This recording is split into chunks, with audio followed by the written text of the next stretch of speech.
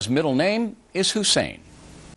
And I will tell you that if he is elected president, then the radical Islamists, the Al-Qaeda and the radical Islamists and their supporters will be dancing in the streets in greater numbers than they did on September 11th, because they will declare victory. His middle name does matter. It matters because they read a meaning into that in the rest of the world that has a special meaning to them. They'll be dancing in the streets because of his middle name. They'll be dancing in the streets because of who his father was and because of his posture that says, pull out of the Middle East and pull out of this conflict. All right, joining us in Washington is Congressman Steve King. I don't have any problem with you criticizing Senator Obama's policies in the Middle East or his vision there, but I don't think it's fair with the middle name business. I mean, babies don't have a choice about what they're named. His father was a Muslim. He was named Hussein, middle name. He lived in Hawaii. He renounced that, became a Christian for 20 years. We can document that. So why make an issue out of that? Well, first, Bill, that quote picks up after I had made a statement about how the message that Obama has delivered across this country and across the world, which is a message of defeat. I mean, he's announced that, essentially declared defeat and announced that he will immediately withdraw troops from the Middle East.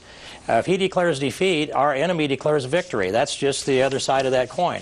And they will dance in the streets for that. That is a legitimate point. I mean, Barack Obama wants to withdraw from Iraq, doesn't think it's worth it, thinks the country's better off, and you can criticize him on that level. But to bring in Hussein, the implication is because he had a Muslim father that somehow the Muslims want him elected, and I don't buy in that. I'm not buying that, Congressman. In the Middle East, this links clear back to the grandson of Muhammad, so it probably is positive in that part of the world, and they see him as having a bond with them. The message is entirely different to that part of the world than it is to us because of his declaration of defeat, that he would pull the troops out. And I'm addressing how that is heard by them.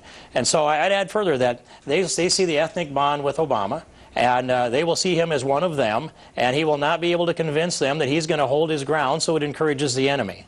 But maybe he'll have to be even tougher to overcome that kind of a skepticism on your part of other Americans who believe the way you do. And see, look, I said, and I believe this, if Barack Obama or Hillary Clinton are elected president, they're going to get tested. You know, they're going to, somehow our enemies abroad are going to test them to see what their reaction is going to be.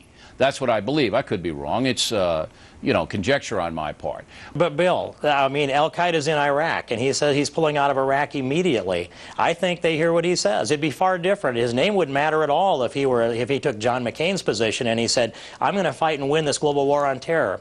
But when I put that through my equation, and I perhaps see it a little differently, I think he could lay down as president the parameters by which we may never be able to win this global war on terror because of the implications of him pulling out and building a strong bond with our enemies on the other side. I don't think he's going to be strong against Al-Qaeda. He said that he will fight them, but if you pull out of Iraq, you're running from the enemy. All right.